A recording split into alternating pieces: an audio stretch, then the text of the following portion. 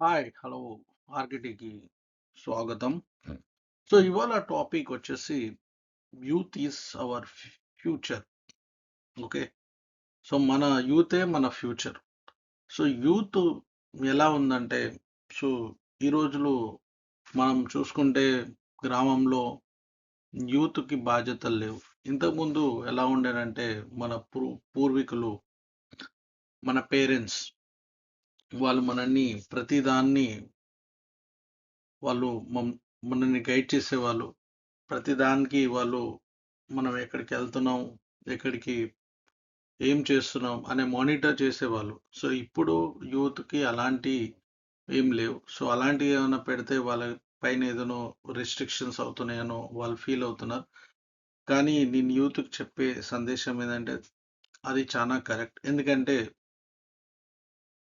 Up to 18 years, up to 20 years మనకు యూత్‌కనేది అవగాహన అనేది ఉండదు. అంటే వర్క్ ఎక్స్‌పీరియన్స్, లైఫ్ ఎక్స్‌పీరియన్స్ అనేది ఉండదు.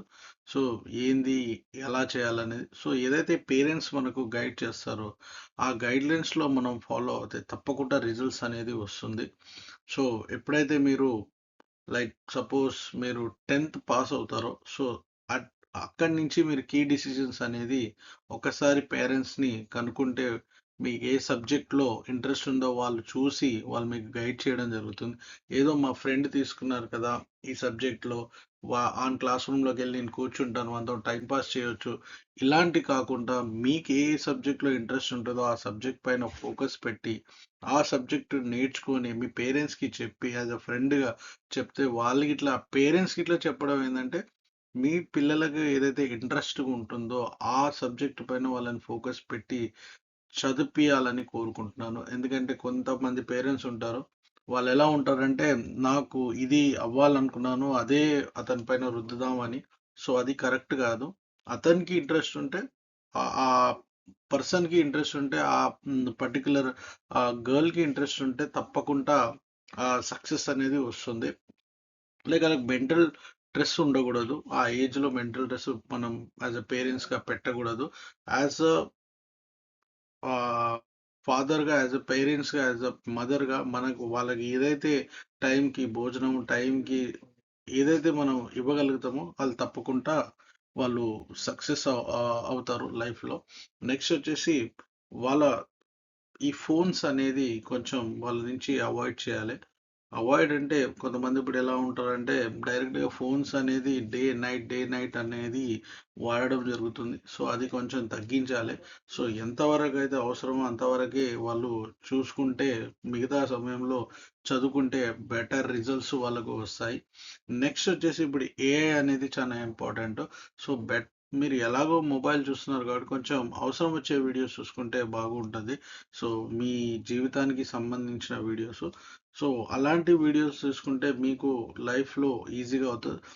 మెయిన్ ఏందంటే మన గ్రామీణ ప్రాంతంలో ప్రాబ్లమ్ ఏమొస్తదంటే వాళ్ళు చదువుకుంటారు. వాళ్ళకి నాలెడ్జ్ ఉంటది. వాళ్ళకి టాలెంట్ ఉంటది.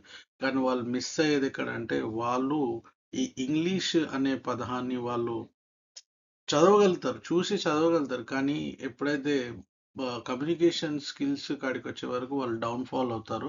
వాళ్ళకాడ టాలెంట్ లేక కాదు. వాళ్ళకు చానా టాలెంటెడ్ కంపేర్ టు సిటీ వాళ్ళకన్నా విలేజర్స్‌కి చానా టాలెంట్ ఉంటుంది. ఆ టాలెంట్‌ని వాళ్ళు గెయిన్ చేయాలంటే డైలీ వాళ్ళు న్యూస్ పేపర్ చదవాలి. ఇంగ్లీష్ న్యూస్ పేపర్ చదువుతా ఉంటే వాళ్ళ గ్రామటికల్ మిస్టేక్స్ తెలుస్తా ఉంటుంది. గ్రామటికల్ మిస్టేక్స్ దాన్ని అడ్రెస్ చేయడం జరుగుతుంది.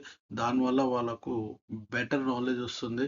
సో, న్యూస్ పేపర్ కాకుండా మీ మొబైల్ చూస్తున్నారు కాబట్టి, సో, మొబైల్‌ని నేనైతే అవాయిడ్ చేయమనే కోరుకుంటున్నాను. న్యూస్ పేపర్ చదవండి. న్యూస్ పేపర్‌లో మీకు ఫ్యాన్సీ వర్డ్స్ అంటే కొత్త కొత్త పదాలు అనేది యూజ్ చేయడం జరుగుతుంది. బోల్డ్ లెటర్ అంటే కొంచెం హెడ్డింగ్స్ చదవండి. హెడ్డింగ్స్ చదవడం వల్ల మీకు కొంచెం జ్ఞానం వస్తుంది. జనరల్ నాలెడ్జ్ పెరుగుతుంది న్యూస్ పేపర్. అంటే మన పూర్వీకులు ఎక్కువ న్యూస్ పేపరే చదివేవాళ్ళు. దానివల్ల వాళ్ళకు ఎక్కువ నాలెడ్జ్ వచ్చేది. సో, ఈ నాలెడ్జ్ మీకు గెయిన్ అవుతుంది.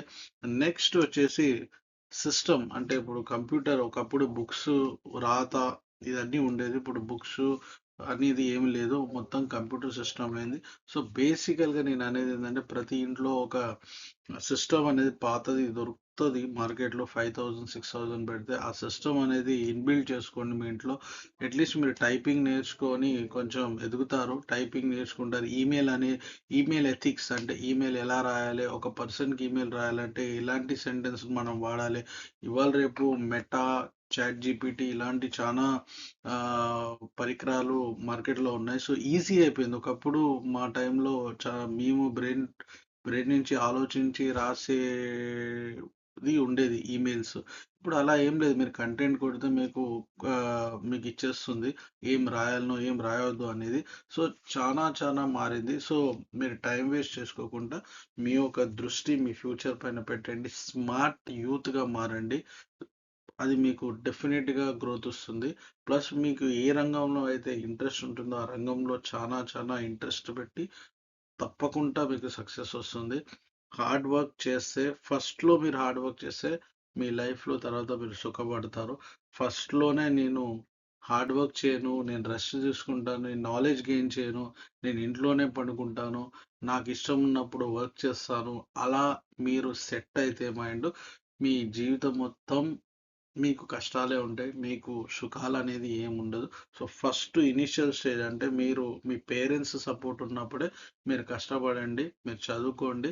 చదువుకున్నాక మీ పేరెంట్స్ ఎప్పుడైతే వాళ్ళు అంటే ఏజ్డ్ అయిపోతారో ఆ టైంలో మీరు మంచి ఫుల్‌ఫిల్‌డ్‌గా జాబ్ వస్తది. మంచిగా మీరు సెటిల్ అవుతారు. మీరు నాలెడ్జబుల్ పర్సన్ అవుతారు. తర్వాత మీరు ఎదుగుతారు. సో, ఇది ప్రాసెస్ అన్నమాట. ఇది సైక్లింగ్ ప్రాసెస్. కానీ మనం ఏం చేస్తున్నాం, మన యూత్ ఏం చేస్తుంది ఇప్పుడంటే, ఎవరి మాట వినట్లేదు. వాళ్ళ వాళ్ళ పంతా వాళ్ళదే. నాకే మీరు చెప్పేంత ఉన్నారా? నాకన్నీ తెలుసు అనే విధంగా. కానీ అది కాదు. మన పెద్దవాళ్ళు ఏం చెప్తారో కొంచెం ఆలకించాలి. వాళ్ళు చెప్పేది విని తర్వాత వాళ్ళకు ఒకవేళ వాళ్ళు ఓల్డ్ ట్రెడిషన్‌లో ఆలోచిస్తున్నారంటే, మనం వాళ్ళకి అర్థమయ్యేటట్టు చెప్పి దాన్ని క్లోజ్ చేసుకోవాలి. సో, ఇది బాగుంటుంది. సో, యూత్‌కి నేను చెప్పేదేంటంటే, దయచేసి మీరు స్మార్ట్ యూత్‌గా మారండి. దయచేసి AI, chat GPT, Google Gemini ఇలాంటి పైలట్ ఇలాంటి చానా ఎక్విప్‌మెంట్స్ వచ్చాయి మార్కెట్‌లో. సిస్టమ్‌ని వాడండి. మీ నాలెడ్జ్‌ని గెయిన్ చేసుకోండి. తప్పకుండా మీరు సక్సెస్ అవుతారు. Thank you.